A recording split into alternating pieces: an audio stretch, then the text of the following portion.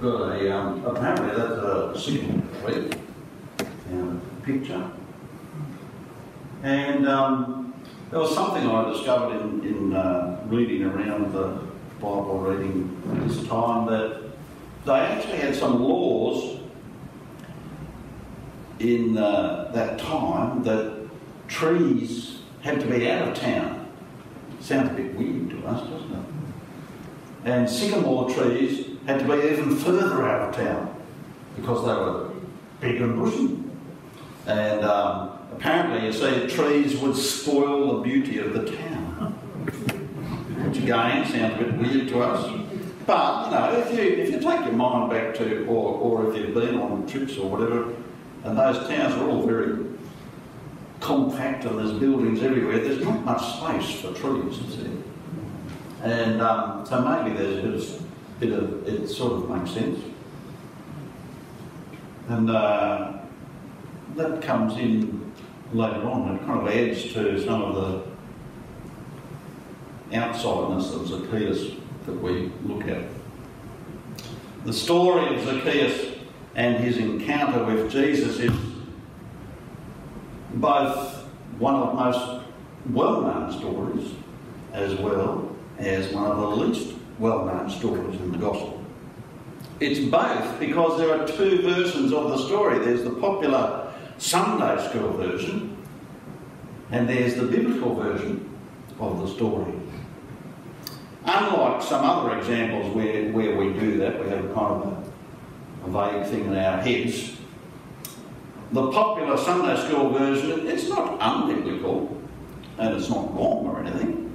It's just reduced down to a single layer story, and so a lot is missed. So in the popular version of the Zacchaeus story, Zacchaeus is simply another disadvantaged person to whom Jesus reaches out with the message of salvation and reconciliation. He's a bit different from other disadvantaged people because he's a wealthy man. But he is disadvantaged because he's very short and because he's very unpopular. And all of us can relate to the fears of being left out and being ridiculed for perhaps being looking a bit different or being different to many others and or being unpopular. And so the story goes that Jesus picks him out from the crowd, treats him as a friend, and as a result Zacchaeus is converted and promises to amend his ways.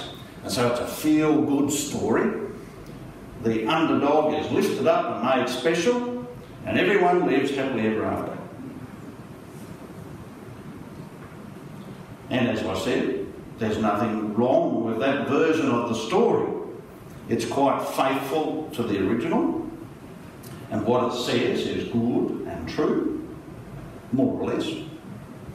But it does gloss over a few details of the original.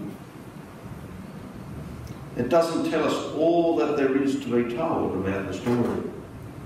The most important detail that it glosses over is that this was not a feel-good story for most of the participants.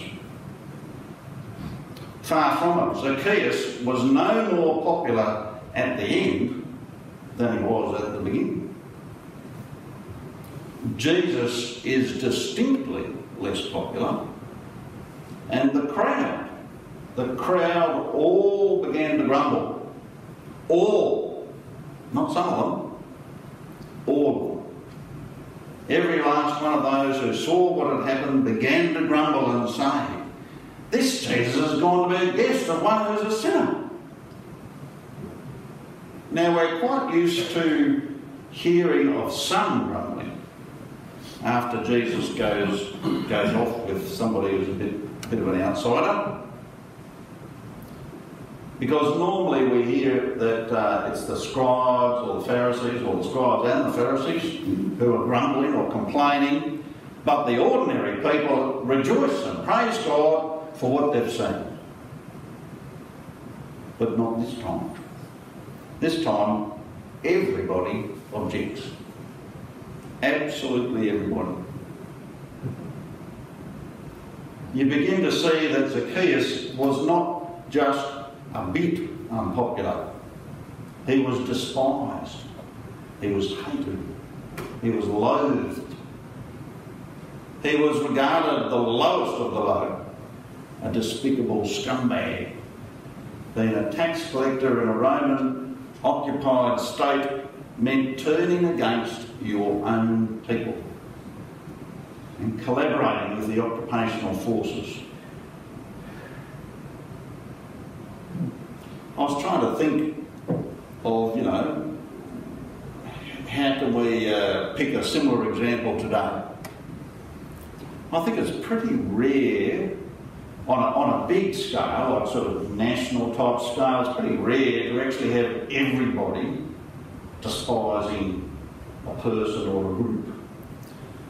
Maybe sometimes it might happen if there's some really horrendous crime that's happened and everybody's just completely shocked and think the worst of the person. But that's very rare. I know that some of our leaders try this. They try to have a group or a person to get everyone on board to despise them and fear them. People try that, but generally not everybody joins that game. Perhaps it might help if we think more on a smaller scale. So a congregation, a church community, or a small town. And we are thinking about Jericho here in those times. Would have been a small community where the church and the whole community is kind of very tightly knit. And so maybe that's easier to think of how there would be some people completely and utterly despised. These days, though, you perhaps have to go back to World War II and collaborators there, where some people did collaborate with the occupation forces. And that collaboration even led to some of their own people dying. And so you can imagine how those people were pictured.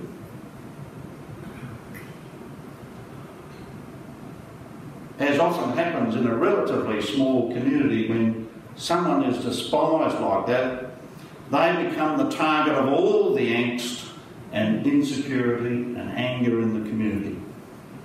Everything that people are upset and worked up about, they take out on the despised one. People begin to believe that they could just purge the community of this person, then everything would be all right. With their lives, with their community, their society. Religious communities are particularly big on doing this because they see the sinner as the person who's making God angry and holding back all of God's blessings for them. And therefore they believe they're doing a service to God by attacking the source of the evil. So Zacchaeus is wearing a lot more angst than even his actions deserve. That's why nobody was about to let Zacchaeus through the crowd to see who it was that was attracting so much attention. Sometimes crowds are happy to let smaller people through and make way just to help them get to have a look. But Zacchaeus was never going to let it through. And probably Zacchaeus wouldn't want to be let through the crowd either. The Zealots, a Jewish terrorist group of that time, had hitmen called Sicarius, whose method was to stab traitors and enemies at close quarters in crowds. For the likes of Zacchaeus, being caught in a crowd was asking for trouble. Being up a tree where you could see anyone approaching, you might have looked silly, but it was a whole lot safer. That's another thing of the customs of the time. For a wealthy person, wealthy man, to run, that just didn't happen. It says he ran ahead. the next thing, for a wealthy man to be climbing a tree. That just didn't happen. So you're getting a picture of how desperate Zacchaeus is in many ways, and how much out of it he is. And also with that rule about the trees, when he's running ahead, he's kind of going out of town. Jesus is going through the town. He's probably had bucket loads of invitations to stay at this person's place and this person's place, and high-flying people, and turn them down because he's on his way. He's going through. He's not hanging around and not staying. Meanwhile, Zacchaeus has run ahead, probably out of town a bit, to this tree, so it can be well hidden, but still see what's going on. And then Jesus says he wants to stay with him.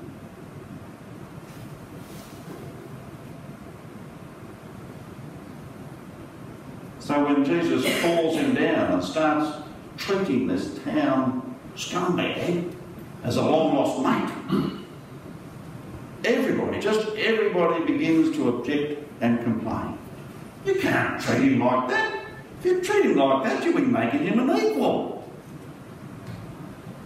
We don't stand united. Oh, if we don't stand united against him, the whole fabric of our society will begin to come apart. It'll be anything goes, and then where will we be? Everybody, no doubt, includes quite a few of the same people that perhaps Jesus has brought up and lifted up before. So in some ways, even other outcast people don't want to be associated with Zacchaeus. He's outcast even to other outcasts. But can you see what's happening here? Jesus breaks the consensus of anti-Zacchaeus sentiment, but in the process he takes it upon himself. Part of the glue that holds Jericho community together is this shared hatred of Zacchaeus. We stand united against him. All he stands for, and woe betide anyone who breaks ranks and shows him any friendliness and compassion. But Jesus breaks ranks.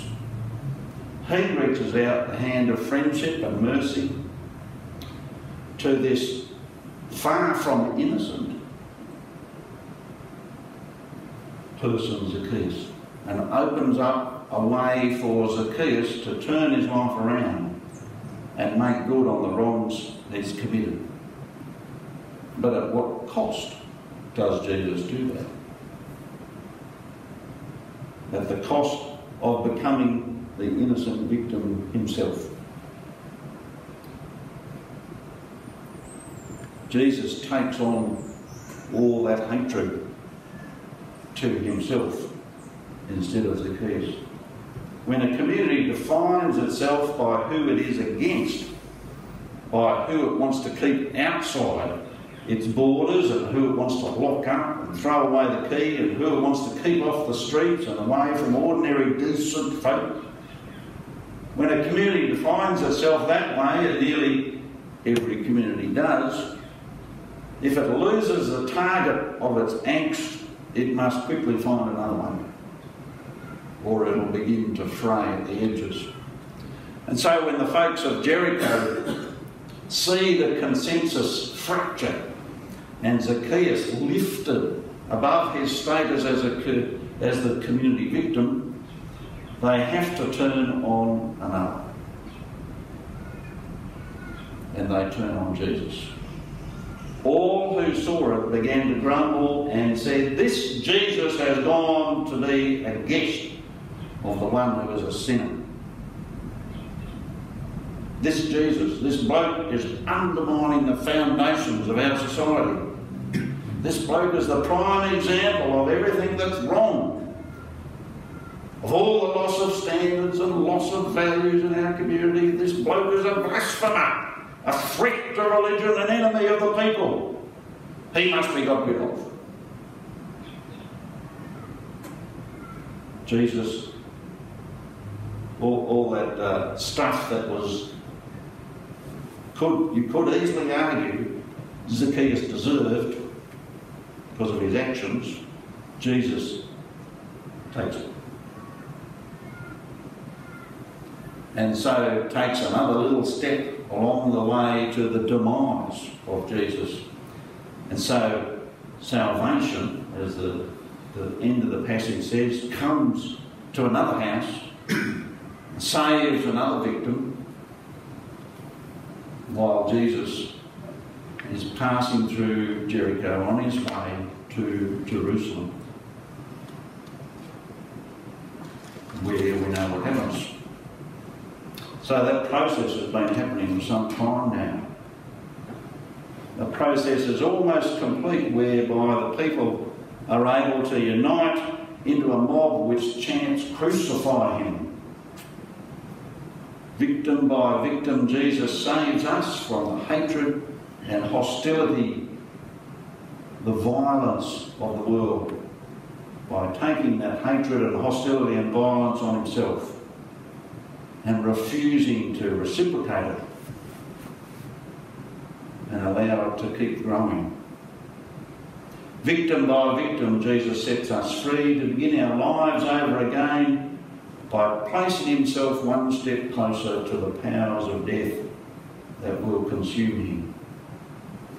And victim by victim, Jesus breaks free of death's stronghold and shows us that there is a way to live and form strong, healthy communities without having to keep manufacturing victims, without having to destroy people's lives. This one too, this Zacchaeus, is a child of Abraham and Sarah and can be saved from the fires of fury and brought back into community. This new, fully human Jesus came to seek out and to save the lost. In a few minutes we will hold out our hands and be offered Jesus' life, placed as bread into our hands.